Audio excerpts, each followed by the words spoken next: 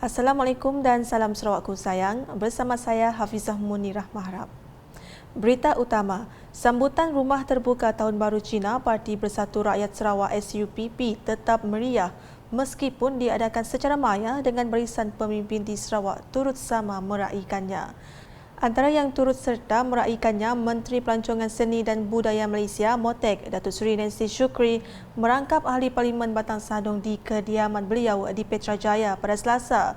Selain itu, ia turut disertai Menteri Muda Infrastruktur dan Pembangunan Pelebuhan 1 yang juga ahli Dewan Undangan Negeri Adun Sadong Jaya, Insinyur Aidillah Riwo, ahli Parlimen Batang Lupar, Datuk Seri Rohani Karim, ahli Parlimen Kota Samarahan, Rubiah Wang dan Adun Simunjan Auladris.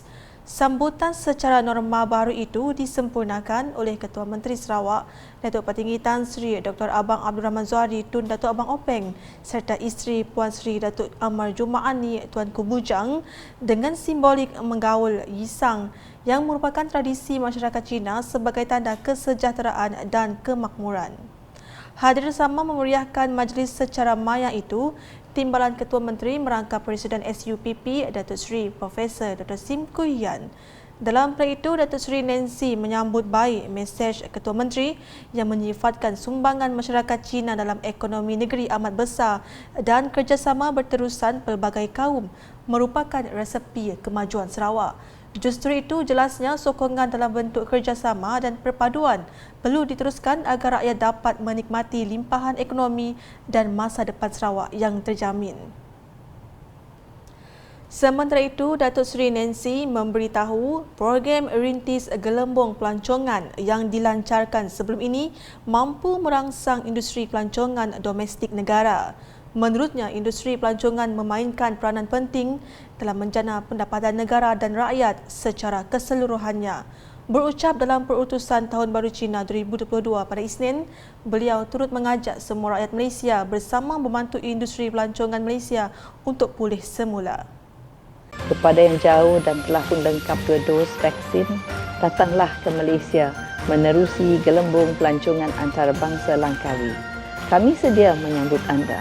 Bagi yang dekat, teruslah sokong pelancongan domestik dan bantulah industri kita ini pulih semula. Kongsi Facai, selamat Tahun Baru Cina. Sementara itu, beliau yang juga ahli Parlimen Batang Sadong menyeru semua pihak untuk mematuhi prosedur operasi standard SOP yang ditetapkan semasa sambutan Tahun Baru Cina bagi mengekang penularan wabak COVID-19. Manakala di Bintulu, setiap ahli Persatuan Anak Tatau Perantau perlu mengekalkan perpaduan yang sedia ada demi mengekalkan toleransi dalam komuniti itu. Ahli Dewan Undangan Negeri Adun Jepak, Datuk Talib Zulkifli berkata, ini penting supaya suasana dalam perantau sentiasa berada dalam kesatuan. Berucap dalam Majlis Penghargaan Persatuan Anak Tatau bersama ahli-ahli perantau 2022 di Dewan Serbaguna Pusat Islam Daerah Tatau pada Isnin, Datuk Talib merakamkan tahniah kepada semua ahli jawatan kuasa itu yang baru dilantik pada mesyuarat agung yang lalu.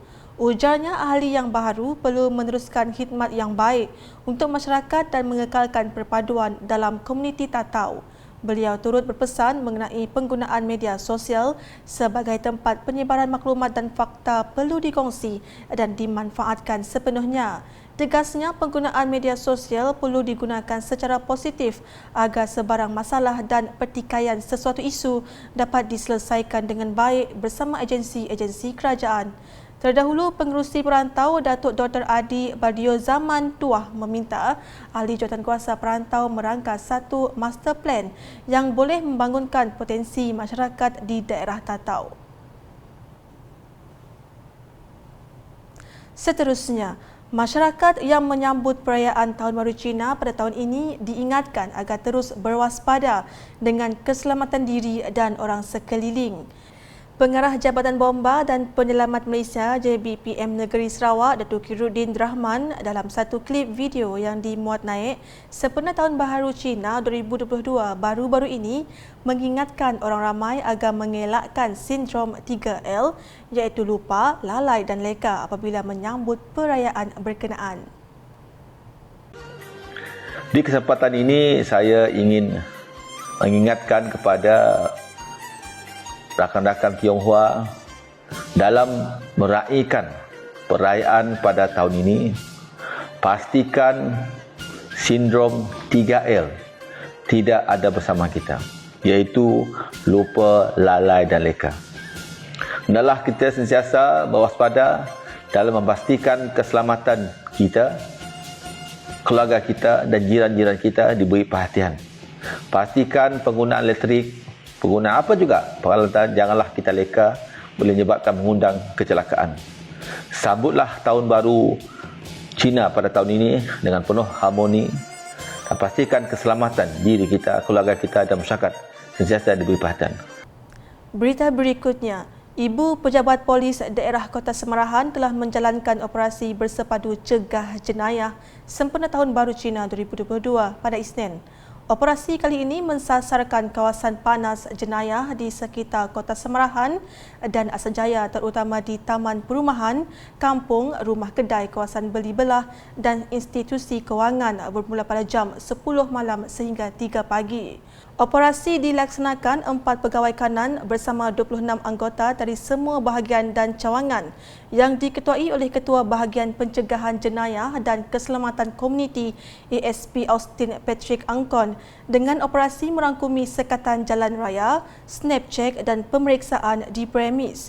Difahamkan operasi yang sama akan dipergiat dan diteruskan dari semasa ke semasa bagi menjaga ketenteraman awam di kawasan itu.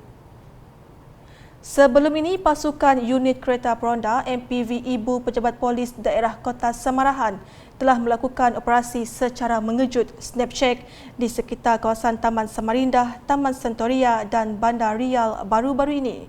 Pemeriksaan dibuat ke atas kenderaan maupun pemandu yang mencurigakan bagi memastikan tiada rekod jenayah atau individu yang berada di dalam situasi dikehendaki pihak polis. Sebanyak 3 saman telah dikeluarkan atas pelbagai kesalahan jalan raya dalam operasi tersebut. Pengguna jalan raya dalam pada itu dinasihatkan sentiasa berhati-hati dan berwaspada dengan penggerakan rondaan dan pemeriksaan yang akan dipertingkatkan dalam usaha mencegah jenayah. Sekian edisi malam bersama saya Hafizah Munirah. Berita lebih lanjut boleh didapati di semua platform media sosial UKAS termasuk portal ukas.sarawak.gov.my dan UKAS Channel di YouTube. Selamat Tahun Baru Cina kepada semua yang menyambutnya. Semoga tahun baru ini dilimpahi kesejahteraan dan keceriaan. Salam UKAS.